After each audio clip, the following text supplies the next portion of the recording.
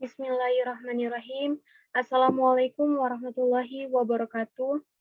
Perkenalkan, nama saya Tia Savitri, NIM H1A12020 dari Prodi Ilmu Pemerintahan, Fakultas Hukum Universitas Jambi.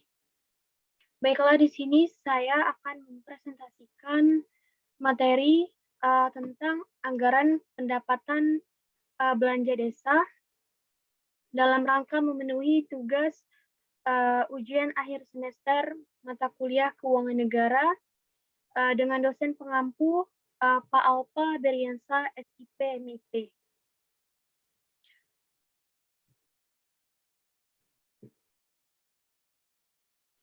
Baiklah, di sini saya akan menjelaskan mengenai anggaran pendapatan dan belanja desa.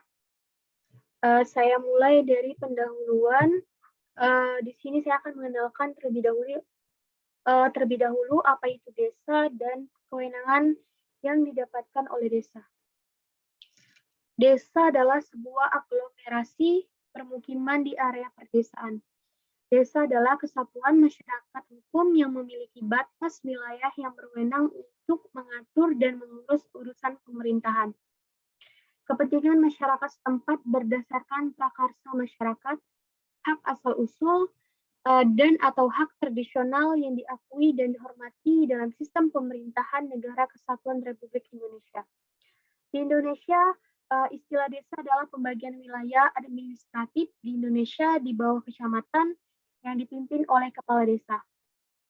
Kewenangan yang dimiliki oleh desa meliputi yang A, ada kewenangan berdasarkan hak asal-usul.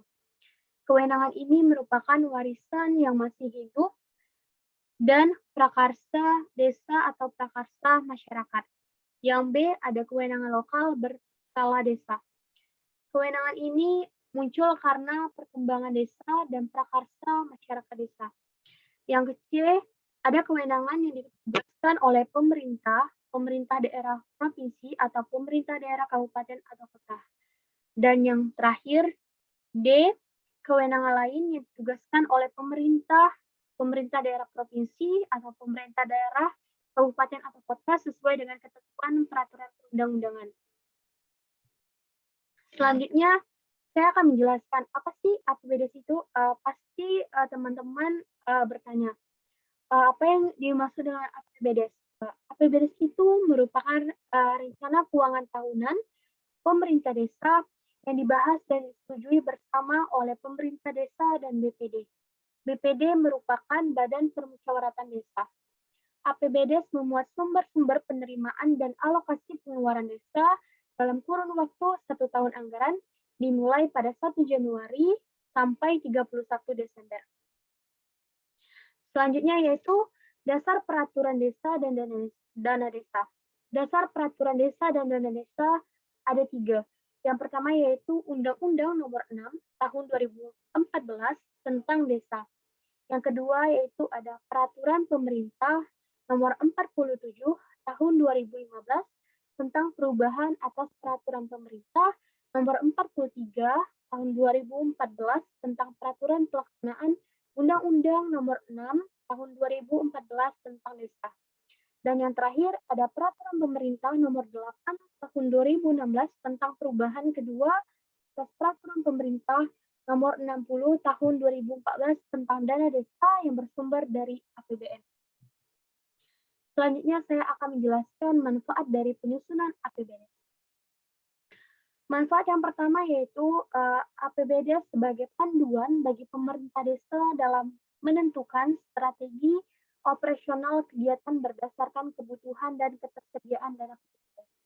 Yang kedua yaitu APBD bermanfaat memberikan arahan terhadap penyelenggaraan pemerintah desa sekaligus sebagai sarana untuk melakukan pengawasan terhadap seluruh kegiatan pemerintah desa.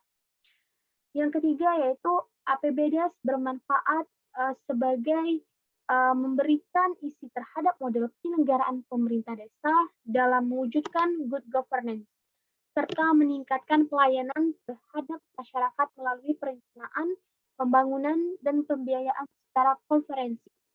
Dan yang terakhir yaitu manfaat dari penyusunan APBDes memberikan kewenangan kepada pemerintah desa untuk menyelenggarakan administrasi keuangan desa sesuai dengan peraturan yang telah ditetapkan.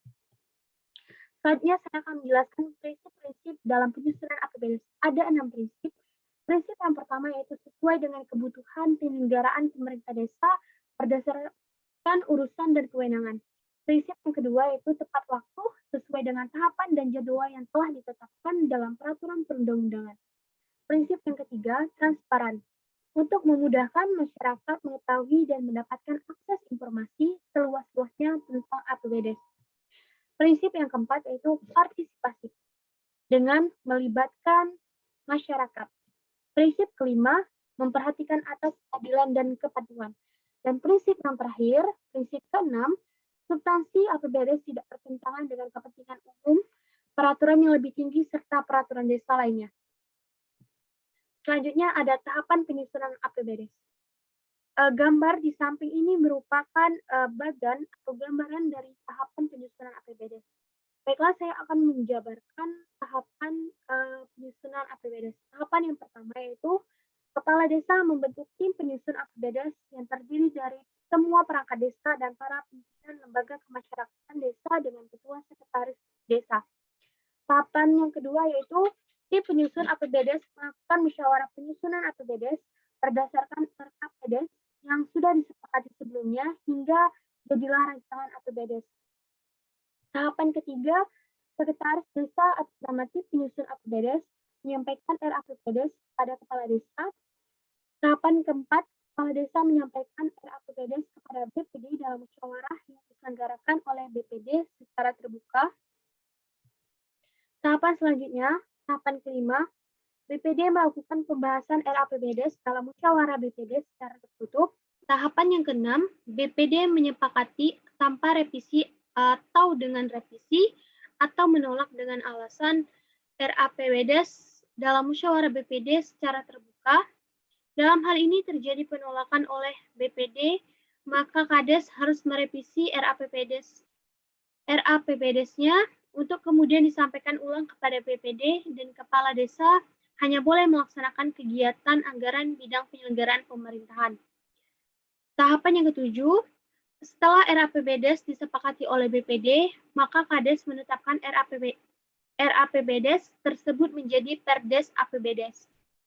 Tahapan ke-8, kepala desa menyampaikan ke bupati melalui camat untuk dievaluasi bersamaan dengan Kades menyampaikan Perdes APBD ke bupati.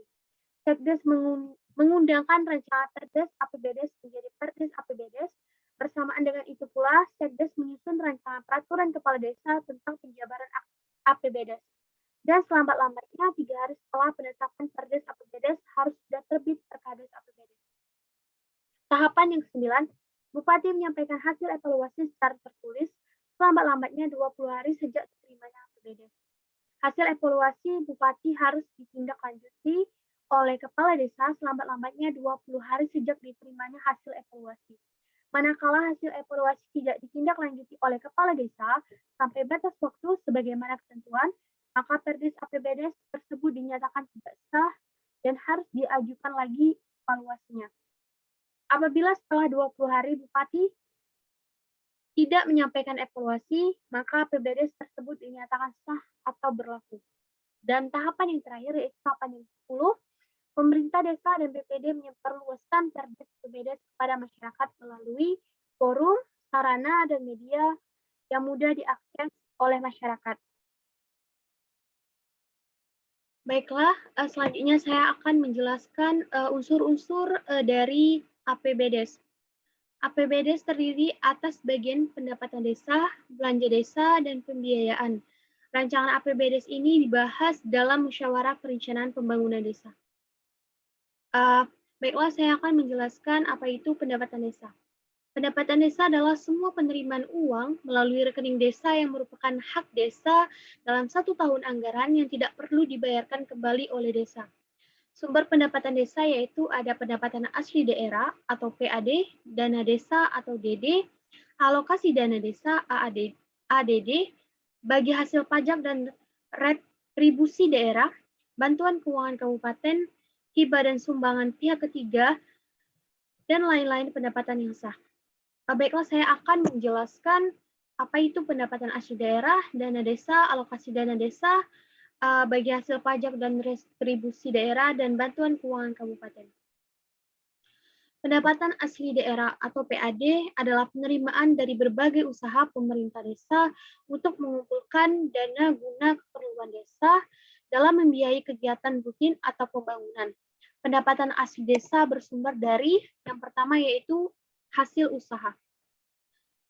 Hasil usaha ini adalah seluruh hasil usaha milik desa yang dikelola secara terpisah berdasarkan peraturan desa berpedoman pada peraturan daerah kabupaten nomor 10 tahun 2015 tentang pembentukan dan pengelolaan badan usaha milik desa.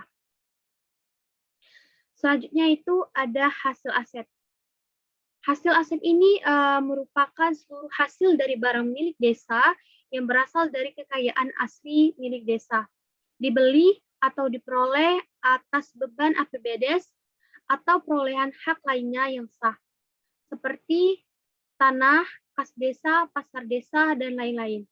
Selanjutnya, yang C, swadaya, partisipasi, dan gotong royong masyarakat.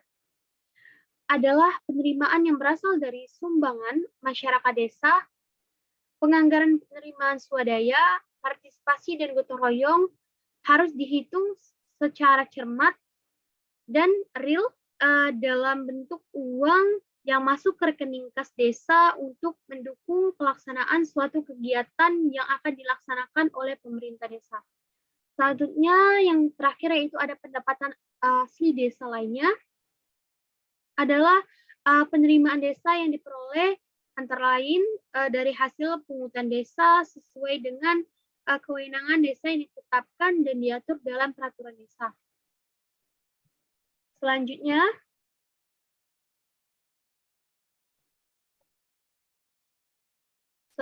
ada dana desa.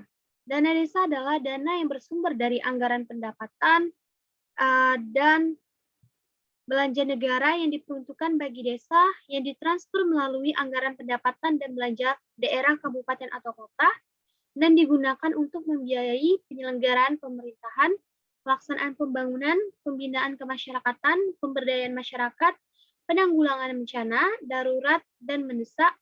Dana desa bersumber dari anggaran pendapatan dan belanja negara atau APBN adalah rencana pengeluaran dan penerimaan negara tahunan mendatang yang dihubungkan dengan rencana dan proyek jangka panjang. Selanjutnya, ada alokasi dana desa atau ADD.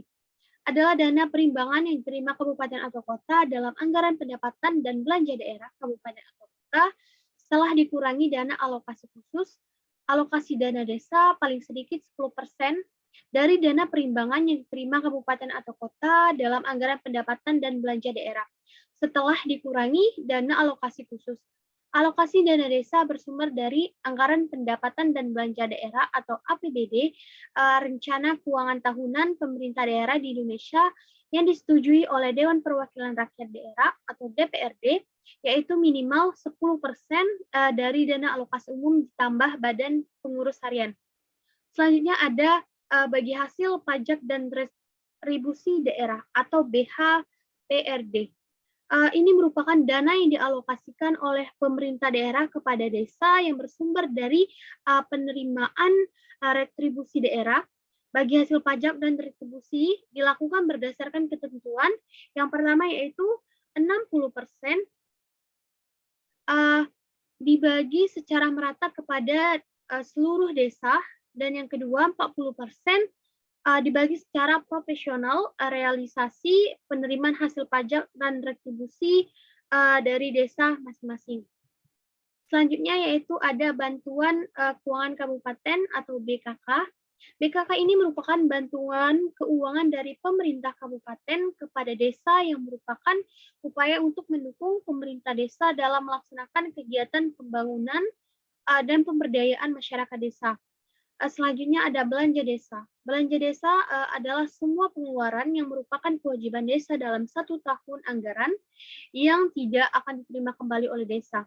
Belanja desa yaitu penyelenggaraan pemerintah desa, pelaksanaan pembangunan desa, pembinaan kemasyarakatan desa, pemberdayaan masyarakat desa, penanggulangan bencana darurat dan mendesak desa. Yang pertama yaitu penyelenggaraan pemerintah desa. Bidang penyelenggaraan pemerintah desa sendiri diklasifikasikan menjadi beberapa sub bidang belanja. Antara lain, yang pertama yaitu penyelenggaraan penghasilan tetap, tunjangan dan operasional pemerintah desa. Yang kedua, ada sarana dan prasarana pemerintah desa. Yang ketiga, administrasi kependudukan, pencatatan sipil, statistik, dan kearsipan. Yang keempat, tata praja pemerintahan, perencanaan, keuangan, dan pelaporan. Dan yang terakhir ada pertanahan. Selanjutnya itu yang B, pelaksanaan pembangunan desa. Untuk melaksanakan pembangunan desa, klasifikasi sub bidangnya antara lain yaitu ada pendidikan, kesehatan, pekerjaan umum dan penataan ruang, kawasan permukiman, kehutanan dan lingkungan hidup, perhubungan, komunikasi dan informatika, energi dan sumber daya mineral, serta pariwisata. Selanjutnya yang C, ada pembinaan kemasyarakatan desa. Untuk klasifikasi sub bidang pembinaan kemasyarakatan desa sendiri antara lain ketentraman, ketertiban dan perlindungan masyarakat, kebudayaan serta keagamaan, kepemudaan dan olahraga, dan kelembagaan masyarakat. Selanjutnya yang D, ada pemberdayaan masyarakat desa.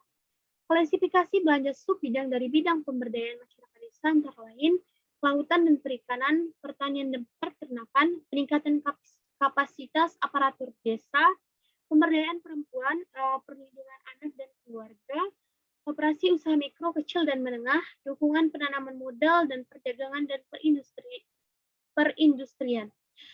Yang terakhir ada penanggulangan bencana darurat dan mendesak desa. Untuk sub bidang penanggulangan bencana darurat dan mendesak desa antara lain yaitu ada penanggulangan bencana, keadaan darurat, dan keadaan mendesak. Selanjutnya ini sebagai contoh anggaran pendapatan dan belanja desa, ini merupakan ringkasan APBD Desa Binangun pada tahun 2020 dan 2021.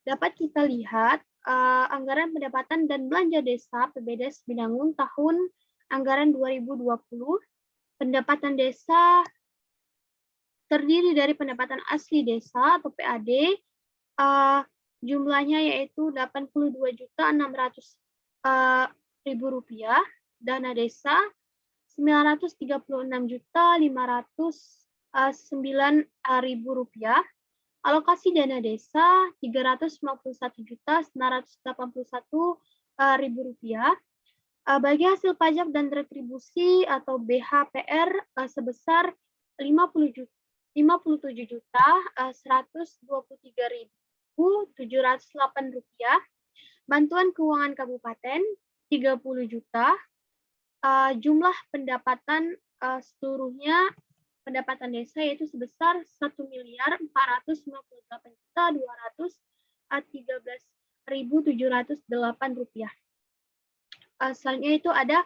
penyelenggaraan pemerintah desa sebesar Rp481.125.100. Pelaksanaan pembangunan desa Rp745.227.638. Pembinaan kemasyarakatan desa sebesar Rp79.708. Pemberdayaan masyarakat desa Rp168.418.360.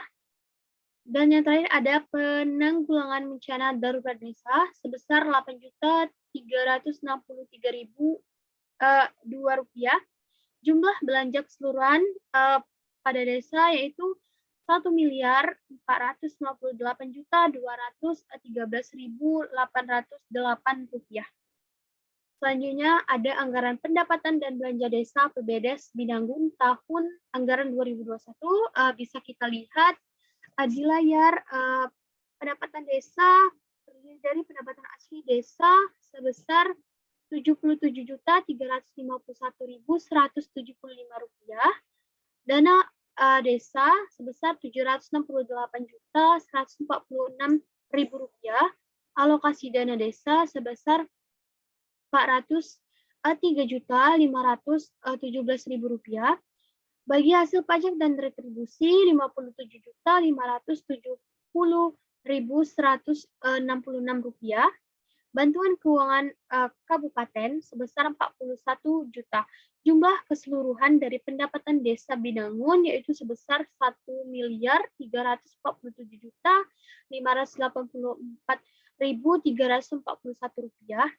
Penyelenggaraan pemerintah desa sebesar 518.911.107 rupiah. Pelaksanaan pembangunan desa sebesar Rp589.250.160. Pembinaan kemasyarakatan desa sebesar Rp48.476.334. Pemberdayaan kemasyarakatan desa, di atasnya tadi pembinaan kemasyarakatan desa. Selanjutnya pemberdayaan kemasyarakatan desa sebesar Rp102.569.460. Penanggulangan bencana darurat dan mendadak desa sebesar Rp88.337.280. Jumlah belanja keseluruhan dari Desa Binangun pada tahun anggaran 2021 yaitu sebesar Rp347.581.341. Selanjutnya ini adalah analisis dari data keuangan Desa Binangun 2 tahun terakhir. Pada tahun 2020 jumlah pendapatan daerah sebesar Rp1.498.213.708 dan tahun 2021 jumlah pendapatan daerah sebesar Rp1.440.584.341. Ini menunjukkan jumlah pendapatan daerah menurun sejumlah Rp150.629.367. Yang membuat jumlah pendapatan ini menurun adalah pendapatan asli daerah dan dana desa pada tahun 2021 mengalami penurunan. Tetapi alokasi dana desa bagi hasil pajak dan retribusi dan bantuan keuangan kabupaten pada tahun 2021 mengalami peningkatan. Pada tahun 2020 jumlah belanja desa sebesar Rp1.498.213.808 dan tahun 2021 jumlah belanja desa sebesar Rp1.384.341.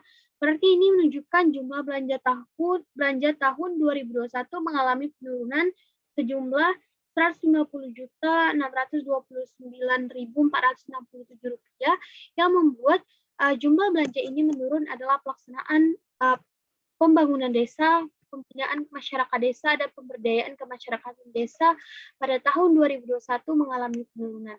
Tetapi penyelenggaraan pemerintah desa dan penanggulangan bencana darurat dan mendadak desa pada tahun 2021 mengalami peningkatan. Terima kasih. Sekian presentasi atau penjelasan dari saya. Mohon maaf apabila ada kesalahan dan kehilafan. Billahi taufiq wal hidayah. Wassalamualaikum warahmatullahi wabarakatuh. Terima kasih.